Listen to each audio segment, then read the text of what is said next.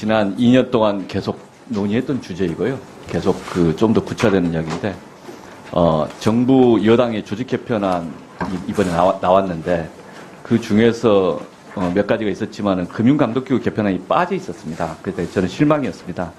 이미 종래에 이제 정무위원회 여당 간사였던 성일정 의원이나 이용 의원님이나 저나 함께 각각의 법안을 발의한 바 있었습니다.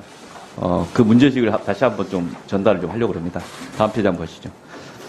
우리나라의 가계부채 문제가 지난 8일, 며칠 전이죠. 이코노미스트에서 지적하고 있지만은 되게 다른 주요 선진국가들이 큰 문제라고 지적을 하고 있습니다. 그게 왜 문제냐에 대해서 다시 한번 지적을 해보겠습니다. 다음 페이지 보시면. 금리 인상 미국에서는 과감하게 하고 있는데 한국은 계속 허겁지겁하면서 취약계층 고민하고 있습니다. 이게 우리 지난 10여 년간의 후유증이라고 봅니다. 다음 페이지 보시면.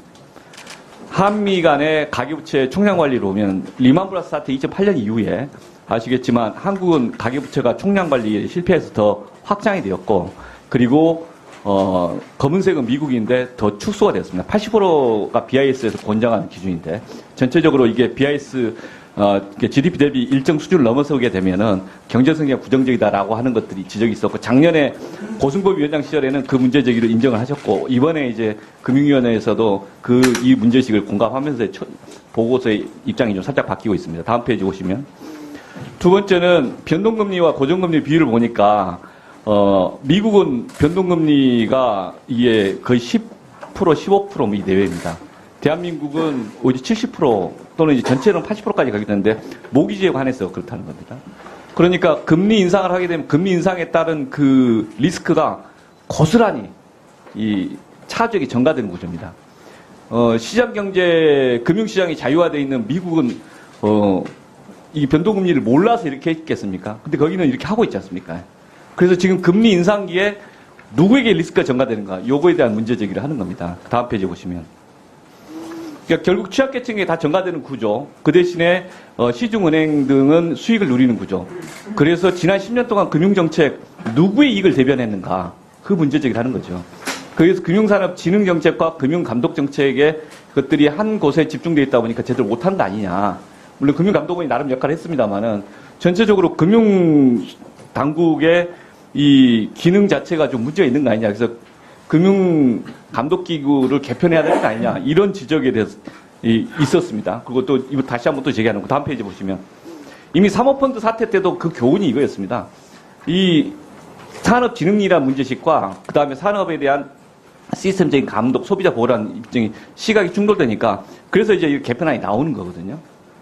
이런 개편안 이 지적에 대해서 어떻게 보십니까?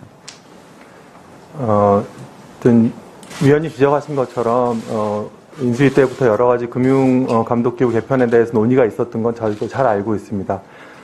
근데 다만 이제 최근 여러 가지 금융시장 급변 상황이라든가 그에 대한 어떤 대응 필요성, 대응을 위한 어떤 금융위, 금감원, 더하여 기재부 등의 어떤 일관된 집행 단계에서 대응 그런 기조 조율 등의 필요성 때문에 일단 우선순위에서는 상대적으로 금융구조 개편이 좀 밀린 듯한 그런 것은 그렇게 이해하고 있습니다. 이런 문제 제기에 대해서 공감을 하십니까? 조금 더 어쨌든 정책과 감독의 기능을 효율화돼 시켜야 된다는 문제 제기에서는 공감하고 있습니다. 그러면 하나 더 앞 단위로 다시 그러면 넘어가세요. 가계부채 관련돼서 지난 10여 년 동안 금융당국이 실패했다. 이게 금융 소비자나 금융 전체적인 균형, 감독 균형 이런 측면에서 봤을 때 은행업을 하시는 분들한테 유리할지 몰랐지만 이 지금 현재 금리 인상기에 보면 취약차주나 금융 소비자 입장에서는 그걸 제대로 반영하지 못했다. 그런 지적에 공감하십니까?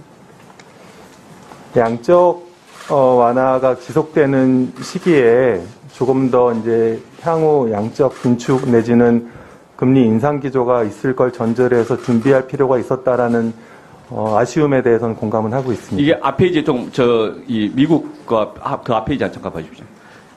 이게 최근에 코로나 시기라고 계속 강변을 했었습니다. 근데 그게 아니라 지난 10년 동안에, 12, 13년 동안의 변화입니다. 그러니까 그런 식으로 인식을 하면은 정책 변화가 있을 수 없고 반성이 없는 거라고 저는 생각을 어떻게 보십니까? 하여튼 이 고정금리, 그러니까 미국 시장 고정금리와 관련된 제도적 운영과 관련돼서는 저희도 사실을 잘 관찰하고 그 방향성에 대해서 깊이 공감을 하고 있습니다. 다만 가계부채 축소라든가 가계부채의 구성 내지는 성질을 변화시켜야 되는 어떤 필요성에 대해서 조금 더 절실하게 금융당국이 못 느꼈던 것은 사실이고 그 부분에 대해서는 감독당국을 대표해서 송구하게 생각합니다. 이 가계부채 관련돼서 제 정책 실패 계속 지적하는 것은 어느 정권의 문제가 아니라는 겁니다. 금융당국이 지난 10몇 년 동안에 일관되게 뭔가에 놓치고 있는 게 있었다라는 지적을 하고 싶은 겁니다. 발행 변동금리, 고정금리 관련돼서 소비자에게 전가시키기를 막으려면 금융당국 입장에서는 비소구 주택담보대출 같은 경우를 통해서 나름 소비자들에게 이 변동에 대한 리스크를 전문가인 금융기관이 떠안는 방식이 있다는 겁니다.